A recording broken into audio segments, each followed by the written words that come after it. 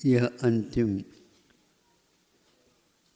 त्याग आकिंचन्य, फिर तप आकिंचन्य, फिर इसके उपरांत ये ब्रह्मचर्य है। ये 10 लक्षण धर्म कहलाता है।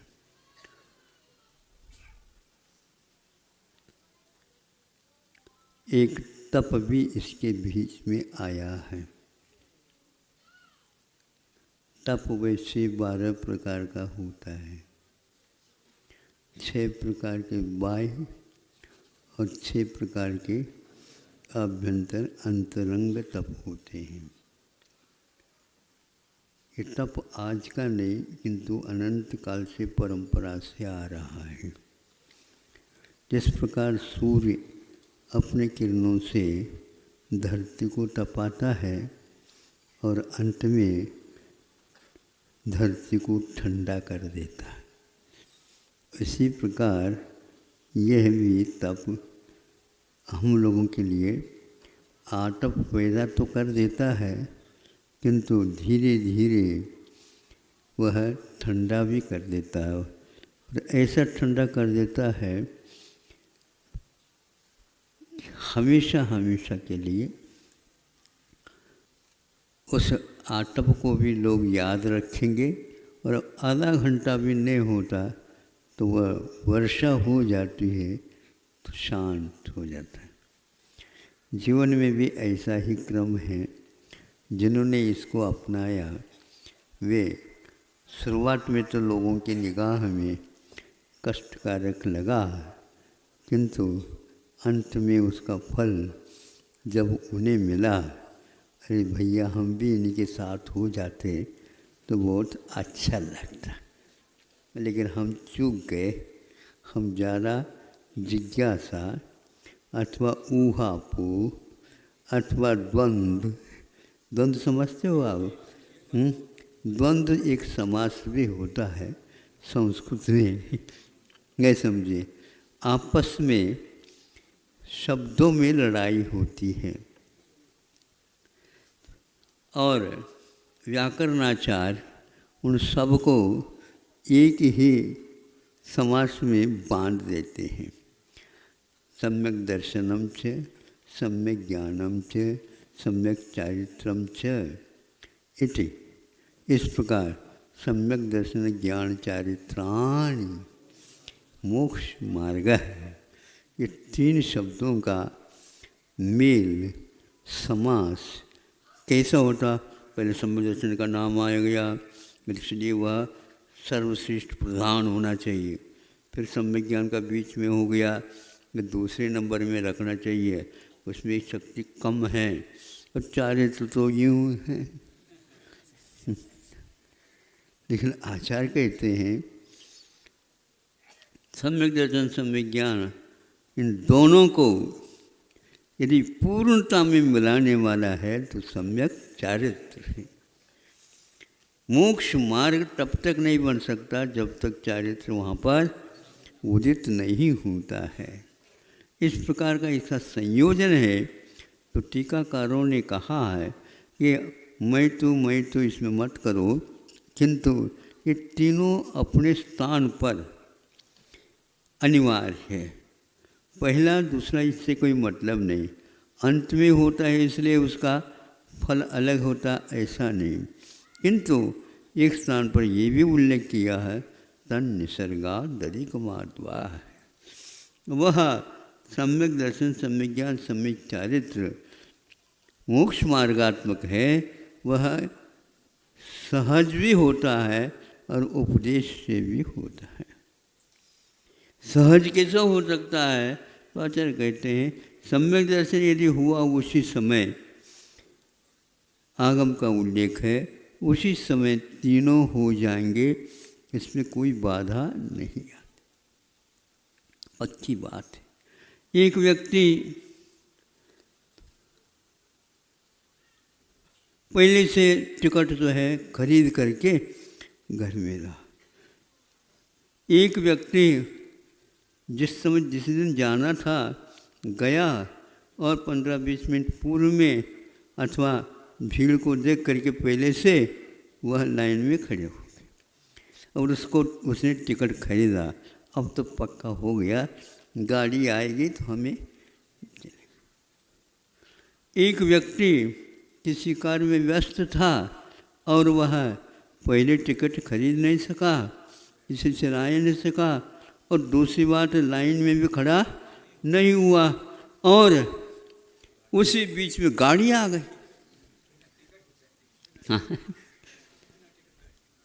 बिना टिकट वह चढ़ गया, जो होगा सो होगा। कंडक्टर ने देखा था इसको, तो उन्होंने कहा क्यों ऐसे कैसे? हम तो आप आइए हमारे पास, उस समय हम सब बातें बता दें। हाँ, जब टिकट के लिए आई चक्कर देखने के लिए, तो हमारे पास टिकट नहीं है, लेकिन ये पैसा ला करके भीतर से बाहर निकाल करके रखा था, और गाड़ी आ गई, मैं क्या कर सकता हूँ? या तो हमारी घड़ी बहुत पीछे रह गई, कोई ना कोई कारण तो बताना पड़ेगा। अब ऐसा है, गाड़ी भी कभी कभी पहले आ जाती है, आती नहीं? ठीक है, आती है बिफोर आ जाती, तो इसी के अनुसार विलंब तो नहीं 12 बजे आएगी, ये बात अलग है, दिन का 12 नहीं है, तो 12 बजे आ गई। उसी प्रकार वह टिकट चक्कर वो देखने वाला कहता कोई बात नहीं, गलत नहीं करना, नहीं तो हम तो हाँ दंड दे देंगे। नहीं, दंड देना हो तो आप देख लो, हमारी वस्तुस्थिति ये है।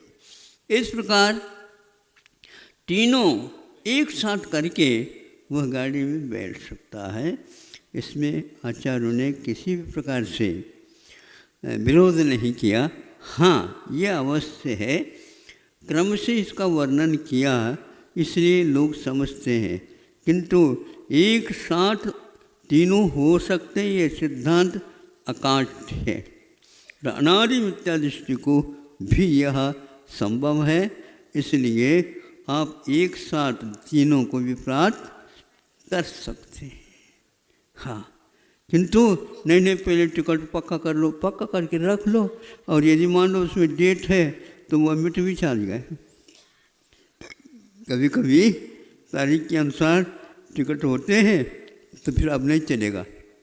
इसी प्रकार यह भी एक समय होता है समय दर्शन का, अंतर्मुहूर्त से लेकर के अनेक प्रकार के उसके भेदोभेद बनते हैं, छूट सकता है।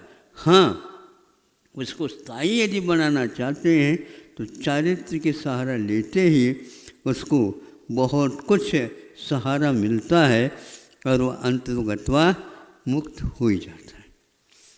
इस प्रकार यह अंतरंग और बहिरंग तप में यह तप भी आता है। कई लोग इसको बाहरी तप को ही मुख्यता दे करके, हाँ जैसे उपवास का कहा, तो उपवास में ही तप का दर्शन करते हैं वो लोग, नहीं समझे? उपवास का अर्थ होता है उप और वास। उप मैंने निकट में, और वास मैंने रहना। सुन रहे हो? बहुत धीरे से कर रहे हो। उपवास है, ये उपवास का परिणाम है। अब उसी में तप कहा तो ऐसा तो नहीं है। तो 12 प्रकार के तप हुआ स्वामी महाराज जी ने तत्वार सूत्र में उल्लेख किया है, बाह्य और अभ्यंतर। बाह्य तप क्यों कहा और अंतरंग तप क्यों कहा? बाह्य तप एक प्रकार से बाहर से देखने को उपलब्ध होता है। हाँ, उपवास कर लिया, ये दिखने में आएगा। अमूदर एक आज तो खाली पेट ही आ गया, नहीं एक आध गिलास कम करके आया हूँ, नहीं सर लग नहीं रहा है। कुछ लोगों के ऐसे भी पेट होते हैं जो हमेशा भरे नहीं रहते, डबल बार भी खा लो तो भी। और कुछ लोगों के ऐसे भी पेट होते हैं थोड़ा सा भी खा ले अच्छे भरपेट करके आया हो। अब क्या करें, छुपा तो सकते नहीं, कपड़े भी पहन लो तो भी वह भीतर से मैं भरा हूँ ऐसा लगता है। तो ऐसा होता है, ये बाह्य तप इसी को बोलते हैं। अमोदर्य, कम खाना, वृत्ति परिसंख्यान, जो कोई न कोई नियम लेकर के चलना, गृहस्थों क्या मुनि महाराज के पीछे से कह रहा हूँ, तो यह भी एक देखने को उपलब्ध होता है। फिर रस परित्याग, रस को उनके त्याग कर दिया, ये भी देखने को आता है। और कभी कभी मान लो घर में किसी के साथ बना नहीं, अनबन हुआ, तो आहार के बुलाने के लिए आ गए, अब क्या करें। वह यदि मान लो उपवास करता है, मामला गड़बड़ हो जाएगा। कई बार मेहनत करते लेकिन वो उठता ही नहीं, यूं कर दे बांटने के लिए और गड़बड़ हो जाएगा। तो यह एक प्रकार से देखने को उपलब्ध होता है। और इसके उपरांत रस परित्याग भी कर दिया। काय उत्सर्ग, काय का उत्सर्ग क्या है? काय का मिले, काय के प्रति जो ममत्व है उसका त्याग। ऐसा नहीं कि शरीर का ही त्याग करके बैठ गए, इसको शरीर को नहीं छोड़ना, किंतु शरीर को नहीं छोड़ते हुए भी शरीर से काम नहीं लेना। और काम लेने वाला तो आत्माराम है, बैठ गया हो संकल्प लेकर के। शरीर कभी संकल्प तोड़ नहीं सकता, और मन को ताकिद कर रखा है, तुम इधर उधर की डामाडोल स्थिति न करो। ठीक है, मैं जब कहूँगा तभी तो होगा। बैठ गए बोलने के लिए, बोलो मत। अब शरीर क्या करेगा? ये बाह्य तप हो गया। 6 किंतु प्रायश्चित, विनय, वैयावृत्ति आदि आदि जो तप हैं वो एक प्रकार से अभ्यंतर तप है। इसको अभ्यंतर तप क्यों कहा? यह बहुत अनुमान करने के बाद देखने को मिलता है। यदि भीतर भीतर ही यह रखता है तो किसी को मालूम नहीं पड़ेगा यह ऐसा होता है। बहुत वियोग की बात है और बहुत दुख की बात है, अनहोनी बात जैसे हो गई है, और पत्र आया है और सबके सामने आ गया है, और मन में कहा कि देख ही लो, नहीं तो ये वैसे बैठे रहेंगे। तो वो बैठे रहे और वो पत्र पढ़ने लगा। उसमें क्या लिखा था क्या नहीं लिखा था, उसमें पत्र में अंतरंग हो गया। सब लोगों ने देख लिया, लेकिन कोई चेहरे पर मुस्कान भी नहीं आए और सिकड़ भी नहीं है ललाट पर। झुर्रियाँ, हाँ यूँ यूँ झुर्रियाँ बड़ी, वृद्धावस्था में प्राय करके झुर्रियाँ आ जाती हैं, किंतु चिंता का विषय नहीं है, वो शरीर का धर्म है। तो इस प्रकार हम बाहर से उनको नहीं देख पाते, और स्वयं के पत्नी के वियोग की बात उसमें लिखी गई, अथवा किसी के यहाँ इतने करोड़ की लॉस, घाटा हो गया है, हाँ छापा पड़ गया। छापा पड़ने से पूर्व में ही ये पड़ गया, गिर गया। ये क्या हुआ? यह बाहर आ गया, लेकिन इसको भी पी जाते हैं, उसको अंतरंग तप बोलते हैं। सारे के सारे तपों को करते हुए भी आचार्यों ने कहा वह साधना बहुत अच्छी मानी जाती है। हम क्या तप कर रहे हैं किसी को बताए नहीं। भगवान ने क्या लिया नियम, किसी को भी नहीं बताते। महाराज कम से कम वृत्ति परिसंख्यान बताए करो, अच्छा रहता है। नहीं समझे, निर्विकल्प हो करके सब लोग, नहीं यही अच्छा है, बताना नहीं। मालूम पड़ गया तो भाग्य से पड़ गया होगा, क्या बात। चक्रवर्ती के यहाँ आहार नहीं हुआ और मरुदेवी के यहाँ आहार नहीं हुआ, नाभिरे और देखे नहीं, ब्राह्मी सुंदर भी यूँ रह गई। क्या था अब क्या पता, काय के लिए आ गए थे, अनेक प्रकार के विकल्प कर रहे हैं। श्रेयांश का भाग्य था, सोमसेन का भाग्य था, और वो दोनों पड़ गए। अब क्या करते? महाराज तो हमारी ओर देखे तक नहीं, तो हम अब आपकी ओर देखें तो चींटी वगैरह कैसे दिखेंगे बता?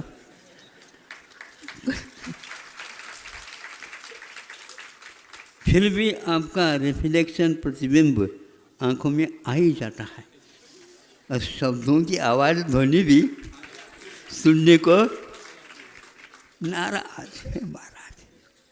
महाराज तो आज नाराज जैसे लग रहा है। अब उसका क्या उत्तर दे बताओ? महाराज हमसे हमारे से क्या गलती होगी बताओ? अब वो यहीं से तो आ रहे हैं, हम सोच रहे हैं कि हमारे सामने खड़े हो जाएंगे। खड़े होने से फिर गड़बड़ होता है।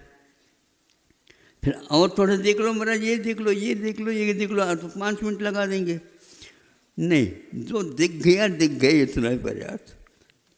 आगे पहुंच गए। अब महाराज को हमें पूछना है क्या हो गया। भैया पूछा मत करो, स्वाध्याय किया करो, अपने आप याद हो जाएगा। यह आभ्यंतर तप है। ये क्या करता है? इसके द्वारा साक्षात कर्मों की निजरा होती। और बाह्य तप जो है, बाह्यम तप परम दुश्चरमाश्चरंत्व माध्यात्मिक तपस परिब्रूहनाथ। आध्यात्मिक तप यानी अंतरंग तप की वृद्धि के लिए, कर्मों के साक्षात निर्जरा के लिए, निर्जरा की अधिकता बढ़ाने के लिए यह बाह्य तप किए जाते हैं। इसके बिना भी अभ्यंतर तप में यदि विशुद्धि है तो चुटकी बजाते बजाते काम बिल्कुल ठीक हो जाता है। हाँ महाराज, ऐसे कोई रास्ते बताओ ताकि एक भी उपवास न कर सके। देखो ये कितनी इतनी ठंड हो रही थी, आज तो उपसंहार है। पहले यदि होती तो कोई ये उपवास वाले नहीं आ पाते। जो ये उपवास हुए महाराज, हाँ, मौसम को देख करके तो भगवान ने किया नहीं, आपकी भावना के अनुसार निमित्त में इस प्रकार का परिणाम हो गया तो साथ हो गया। 2-2 3-3 उपवास करना भी मुश्किल हो जाता है। यहाँ तो धड़ाधड़ हो रही है। जल लेकर के भी करने से कोई बाधा नहीं होती। जल को आहार वैसा नहीं माना, पेय के रूप में उसको माना जाता, अथवा भोजन जो किया है उसका पाचन इसी के ऊपर आधारित है। इसलिए इसको जल को भी उपचार से आहार माना है। और इससे नेत्र ज्योति आदि आदि ठीक रहते हैं। कमजोरी आती तो है लेकिन एकदम नहीं आती, ये बना रहता है। तो यहाँ बाहरी तप कर्म निर्जरा के लिए साक्षात कारण नहीं है, इसलिए इसको बाह्य तप कहा। अन्यत्र भी साधुओं में इसकी रिवाज, इसकी परंपरा विद्यमान है। एक आध रस लेकर के या एक आध ही धान लेकर के वह अपना चलाते रहते हैं, जिसको कल्प जैसे होता है ना, ऐसा होता है। क्योंकि रसनेन्द्रिय को जीतने के लिए ये बाहरी रस का त्याग अनिवार्य होता है। और जिन ज्ञानी हैं वह रस के त्याग नहीं करते हुए भी उस रस जैसा आहार है वैसे प्रकार वो उसके प्रति आकर्षण नहीं रखता, तो उसकी भी कर्म निर्जरा उतनी होती, बल्कि उसकी विशुद्धि और ज्ञान की विशुद्धता होने के कारण उससे भी कई गुना निर्जरा हो जाती है। ज्ञानी की यही एकमात्र विशेषता है। ज्ञानी के सहज छिन्माए सहज टरेते त्रिगुभुक्तिते, 3 प्रकार के गुप्तियों से भुक्तिते नहीं, 3 प्रकार के भोजन करके कर्म निद्रा का शुद्धान कर रहे हैं। 3 बार और कर लो, क्या कोई तो रोकने वाला है क्या? 12 घंटे हैं, 2-2 घंटे में एक बार कर लो, 6 बार हो जाएगा। नहीं, वह जब भीतर इस प्रकार परिणमन होता है, आप तो आप हैं कि चक्रवर्ती तीर्थंकर इत्यादि के पेट में ज्वालामुखी की भांति, एक ग्रंथ में पढ़ा था, जैसे ज्वालामुखी होती है ना, लाल लाल उगलती है अग्नि को, हाँ लावा जिसको बोलते हैं, पृथ्वी तल से नीचे से वो आती है और घंटों नहीं, महीनों नहीं, कई वर्षों तक, सालों तक चलती है। हाँ, ज्वालामुखी धधकती रहती, ऐसी उनके जठराग्नि रहती है। लेकिन पूर्व कोटि वर्ष तक कभी भी सिकन नहीं आते, शांत रहते हैं। 6 महीने आहार नहीं लेते हैं तो भी शांत। इसी का नाम उप मैंने निकट वास। इंद्रियों के व्यापार में न जा करके वो अपने मन को इस प्रकार संयत बनाते हैं, नियंत्रण में रखते हैं कि वे इसको सहन कर लेते। ऐसे ही विषय और कषायों के ऊपर लगाम लगाने वाले महाराज अथवा साधक एक प्रकार से दिखाने के लिए नहीं, किंतु वह दिखता है। आज तक इसको खिलाया पिलाया, फिर भी यह वृद्धावस्था में ऐसा हो रहा, बिल्कुल सूख सूख करके सोंठ बन गया। हाँ, सोंठ कैसा बना? अदरक से वह, पहले सोंठ नहीं दिखता था उसमें, इसका नाम अदरक देखने में नहीं आता, वो सोंठ उसी में रहता है। और जैसे जैसे उसका पानी का अंश आर्द्रता सूख जाए तो वैसे वैसे वह पहले अलग उसका बहिरंग था, अब अंतरंग से बिल्कुल सफ़ेद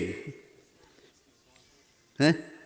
सोंठ उससे बोलते हैं, सोंठ दवाई के काम में आती, लेकिन तो है तो वह अदरक, गड़ंत में आ जाता, लेकिन सोंठ को कोई गड़ंत नहीं मानता। शास्त्र में ऐसा लिखा है क्या?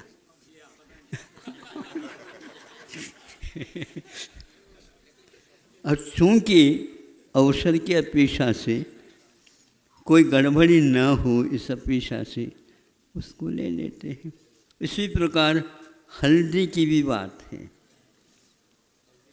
हरिद्र चूना और हरिद्र ये ऐसे हैं जिसके माध्यम से अनेक रोगों का उपशमन हो जाता है। इस अपेक्षा से वर्ज न कह करके क्षम्य कहते हो, अथवा यूँ कह दो, और अनेक दवाइयों के लेने की अपेक्षा से ये ले लो। दवाई लेना भी अपने आप में कमज़ोरी मानी जाती है। मंत्र सिद्धि हो तो भी मंत्र का उपयोग नहीं करते हैं अपने रोगों को, भयानक रोग भी हो, जैसे सनत कुमार चक्रवर्ती कोढ़ से बिल्कुल गीली कोढ़ बह रही थी, फिर भी उन्होंने अपने चारित्र को नहीं छोड़ा और चिकित्सा को नहीं स्वीकारा। ये है, इसलिए अभ्यंतर तप कर्म निद्रा के लिए कारण वो महाराजों के पास रहता ही है, लेकिन बाहरी तप करने में यदि अक्षम है शरीर तो उससे उतना ही ले लेते हैं, क्योंकि एक प्रकार से ऊपर नीचे भीतर की ट्यूब जिसको बोलते हैं, रबड़ की रहती है ट्यूब में हवा तो भर दिया अच्छे ढंग से पंप से, किंतु ऊपर का जो टायर है वह ठीक ठाक नहीं है, तो टायर के अनुरूप ही उसमें हवा भर देते हैं और गाड़ी को ज़्यादा दौड़ाते नहीं हैं, तो धीरे धीरे चलाते हैं और उसके ऊपर भार भी ज़्यादा नहीं दे सकते। यदि दे दे तो रिम डचका करके टूट जाए, टेढ़ा हो जाए, फिर तो चलना ही मुश्किल, फिर वह वाहन अपने सिर पर आ जाए। इसी प्रकार साधना के समय पर अपने को गाड़ी से काम लेना है, नहीं तो अपने सिर पर आ ही जाएगा। भैया पकड़ लो थोड़ा सा, क्या पकड़ ले, क्या हो रहा है, उपवास है? नहीं, उपवास तो नहीं है, लेकिन कल से कुछ चक्कर सा आ रहा है। अच्छा, चक्कर क्यों आ रहा है? तुम कल नहीं परसों देख लिया, इन लोगों ने तेला किया था, हमने एक आध किला बेला भी हो गया और तेला की ओर हम देख ही नहीं पाए, इसलिए अब चक्कर आ रहा है। तो अब चक्कर आने की अपेक्षा से आचार्य कहते हैं एक उपवास कर लेते हैं और अच्छे ढंग से दूसरे दिन नहीं हुआ। तो इसलिए बाहरी तप के लिए विशेष रूप से शरीर को पूछना पड़ता है और अपना मन है उसके लिए भी संकल्प कराना बहुत कठिन। हऊ कह करके गंभीर हो जाता है।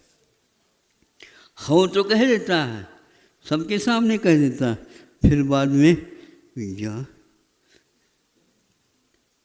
महाराज ये आपका ये व्रत दिया था, ले लो, हमारे लिए ये नहीं निभ सकता और इसमें थोड़ा सा आप छूट छाट कर दो तो ठीक है, हम कर सकते हैं। इस प्रकार यह मन का ठिकाना बहुत कठिन है। तन का तो ठिकाना है और वचन का भी ठिकाना है, किंतु मन का ठिकाना नहीं, कोई ठिकाना नहीं है। ऐसे व्यक्ति को आप रखिए क्यों, बताओ? ऐसे नौकर को जो दिवालिया बना दे, हाँ, उसको रखते क्यों हो? महाराज कमाऊ तो वही है नहीं समझे, कमाऊ तो वही है, लेकिन अभी वो खाऊ बन गया है।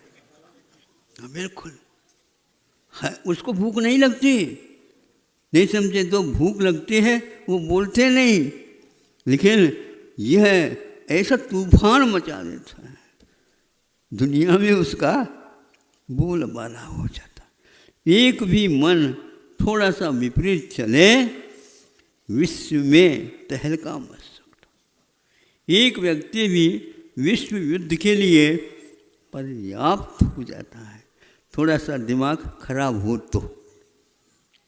यदि दिमाग ठिकाने पर है तो कुछ नहीं हो सकता। इसलिए उस व्यक्ति को आप विश्वास पात्र मानिए नहीं।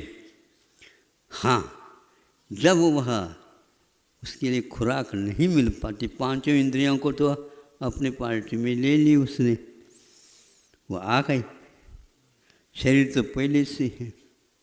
मदोन्मत्त हाथी भी एक तेला करवा दो, अपने आप सूंड उठा करके सलाम सलाम है, और उसके लिए थोड़े से पानी की धार छोड़ दो, ऐसा लगता है जैसे शांति धारा हो रही है। फिर धीरे से थोड़े बहुत दे दो, घास फूस भले हरी नहीं है, हरे हरे नाम लेकर के वो खा लेगा। तीसरे दिन में और चौथे दिन में वह उसी के वशभूत हो जाएगा, और जो काम लेना हो तो ले लो। शरीर का भी ऐसा ही, मन का भी ऐसा ही, वचन का भी ऐसा ही। इस प्रकार समझदार व्यक्ति उपवास को अपने पास रखना चाहते हैं और उसके साथ देने के लिए इसको कह देते हैं, तुम्हें इसका साथ देना। एक उदाहरण बहुत अच्छा है, तो आपको पसंद आ गए तो रख लेना, नहीं तो हम उसको ताज़ा बना लेते हैं, बहुत दिन का है। देखो, कोई भी व्यंजन बना रहा है और वह रसों के ऊपर आधारित है, अथवा दूध के ऊपर आधारित हैं। तो अब हर दूध में मान लो कोई बनाना चाहता है तो उसमें अनेक प्रकार के मेवा वगैरह डाल देता है अपने चाव के अनुसार। अब उसको यंत्र को वह घुमाना प्रारंभ कर देता है, उसके ऊपर सब ढक करके रख देता है, बाहर का बाहर और भीतर का भीतर, कोई प्रवेश नहीं और कोई बाहर आ नहीं सकता। उसको बहुत अच्छे ढंग से ठंडक मिले इसलिए क्या करता है, उसमें सिगड़ी टाइप रहती है या धमकला जैसे रहता है। धमकला जानते हो? बोलो ना फिर गए। हाँ हाँ, जैसे कोयला वगैरह लगा देते हैं, डालते हैं बीचों बीच अपने भगोने वगैरह रख देते हैं, उसी प्रकार बाहर में उस व्यंजन बनाने का जो पात्र था उसमें क्या डालता है, नमक भी और बर्फ़ की डली भी। हाँ बोलो नहीं, अपने आप ही आइस हो जाएगा। हाँ, तो अब यह है क्या काम करता है, इदम तो बाह्यम तप, ये बाह्य तप है, उससे भीतर वह ठंडक हो जाता है। मेवा मिष्टान डालने से ठंडक नहीं होता, किंतु इसके डालने से हो जाता है। इसको बोलते हैं बाह्यम तप है। किंतु लक्ष्य नमक को कोई खाएगा नहीं, बर्फ को भी इस ढंग से खाएगा नहीं, इसके लिए था ही नहीं वो, और उसको सरका देता है और उसमें से केटले निकाल देता है। आभ्यंतर तप इसी को बोलते हैं। ऐसा है उदाहरण। पैसा कहने से ताली बजा रहे हैं, आप लोगों को स्वाद आया ही नहीं। आभ्यंतर तप इसी को बोलते हैं। हाँ, यदि आप थोड़ी सी हवा लगा देते, हवा के माध्यम से हो जाता है। ऐसे स्थान में रख दो जिसके द्वारा वह अपने आप ही हो जाता है। ये युक्ति का काम है। तो शरीर के माध्यम से इस प्रकार हम आभ्यंतर तप को अनेक व्यंजनों के रूप में परिवर्तित कर सकते हैं और उसका स्वाद ले सकते हैं। कभी रस परित्याग कर लिया, महाराज अब लेते नहीं, हाँ लेते नहीं, जब लेना था उस समय ले लिया, अब स्वाद लेते हैं। असली स्वाद यही है, बिना रस का कैसा लगता, नहीं समझे? कोई भी जीवा नहीं कहते इसमें क्यों नहीं डाला, क्यों नहीं डाला, नहीं, वो तो खा लेंगे। मन कहता अब नाक क्यों मरोड़ता, नमक नहीं है, वो नहीं है, ये नहीं है, ये तो मन कहता है। मन को चकाओ नहीं, चपाओ, लटकाओ, सटकाओ।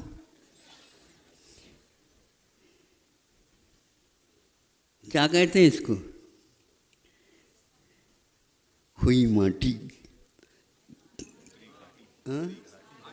उतरी घाटी और हुई माटी, माटी होगी माटी।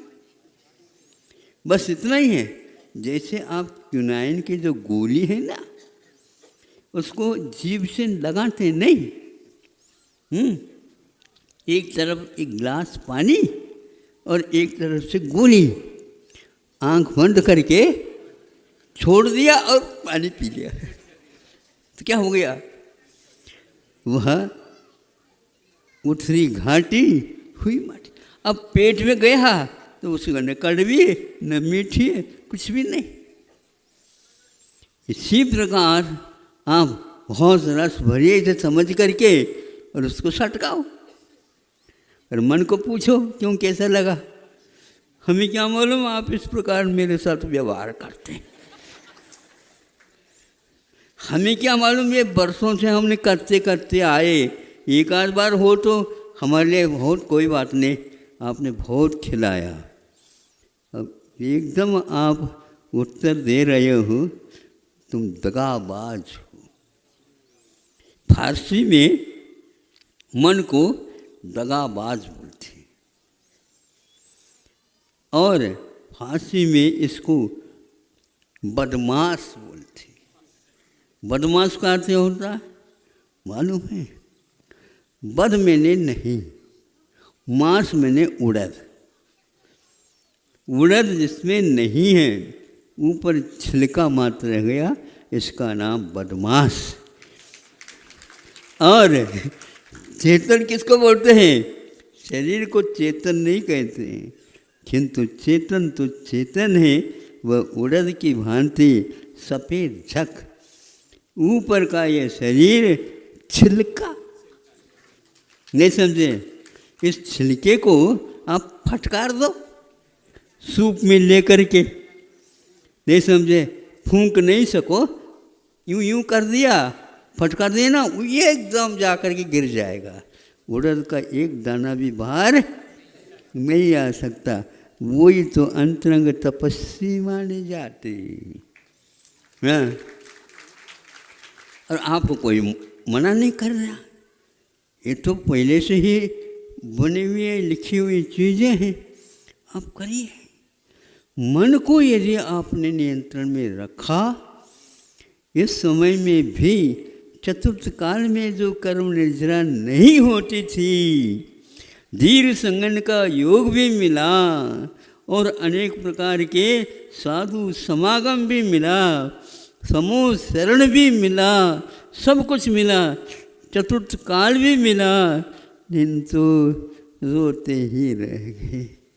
स्वर्गों से उतरने के उपरांत ऐसे ही धरती पर मिथ्या दृष्टि को अखरता है और सम्यक दृष्टि कहता है नरकाया को सुरपति तर से सो दुर्लभ प्राणी।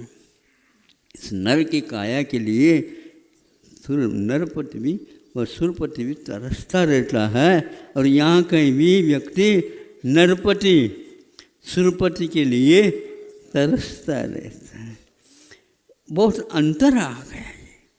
इसलिए सागरोपम आयु के बाद में भी यह दशा देख करके जल्दी जल्दी नीचे उतर करके आ जाते हैं और इधर उधर निगाह न रख करके बहुत जल्दी वो अपने काम को कर देते हैं। समय आपका आज का भी आज 3:30 होते हुए भी सुबह भी 2-2 बार, मध्याह्न में भी 2-2 बार। आज तो हाँ 45 मिनट हो गए ये कह रहे हैं। आप लोगों की घड़ी बंद हो गई शायद। चाबी दे दो, चाबी है। हाँ तो और दूसरी बात है ना, इतने ठंडक हो गई और आइसक्रीम आपको मिल गई।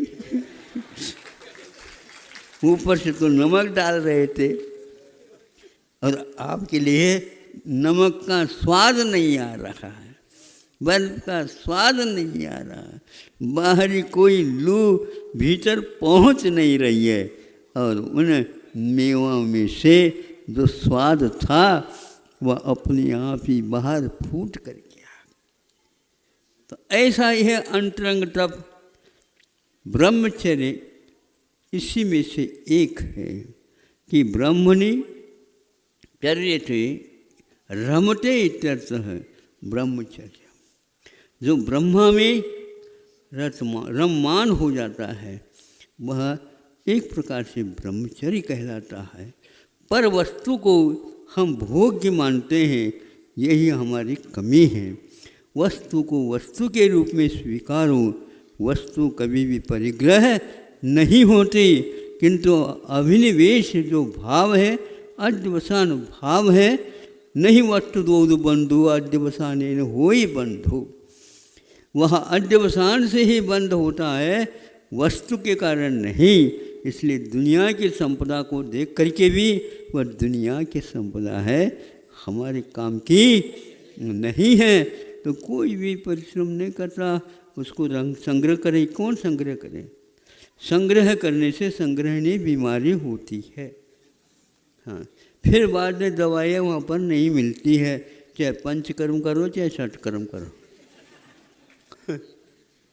कोई भी हो, पूर्णायु में जाओ या चिरायु में जाओ, कहीं भी जाओ, आपके लिए वह स्वाद नहीं आने वाला है, क्योंकि दवाइयों में स्वाद नहीं रहता, किंतु अपने क्षमता के ऊपर आधार है। कहीं कहीं पर पानी के द्वारा भी दवाई का काम हो जाता है।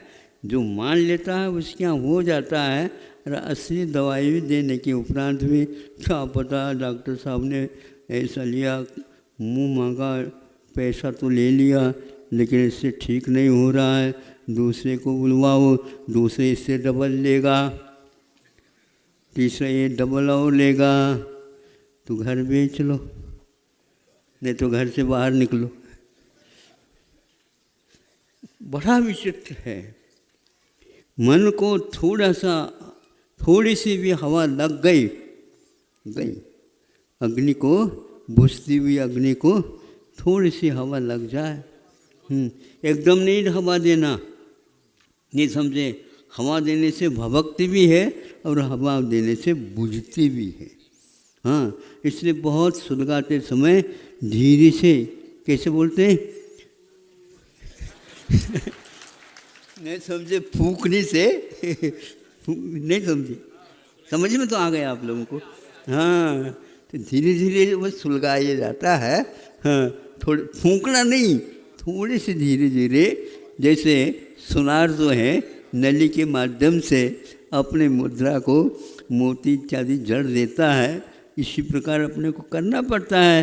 फिर बाद में यदि मान लो सुलग गए तो फिर तो फर्रा के साथ चालू हो जाता। ऐसे शरीर को, अपने को, मन को भी धीरे धीरे सुलगाना पड़ता है। अभी कच्चा मन है, उसको पकाओ अच्छे ढंग से हवा में, फिर बाद में बहुत कुछ आप उनसे काम ले सकते हो। इतना पर्याप्त समझता हूँ। पंचेंद्रिय के विषयों की ओर से हटा करके अपने मन को संयत लगाम लगाने से यह कार्य मोक्ष मार्ग का चलता है। यह अंतिम ब्रह्मचर्य के रूप में एक क्षमा भी आता है, इसमें मार्दव भी आता है, अर्जव भी आता है, सारे के सारे धर्म इसमें समाहित हो जाते हैं। क्षमा वाला, क्षमा करने वाला, क्षमा मांगने वाला भी ब्रह्मचर्य से युक्त रहता है, इसलिए उनको बाहर से मांगने में और देने में कोई अंतर नहीं पड़ता है। ऐसे धर्म को पाया है तो जिन्होंने पाया है उनको फल भी मिला है, और ऐसा लिखा है, इसलिए उसके ऊपर विश्वास रख करके आप यथाशक्ति संभव चलो। अहिंसा परमो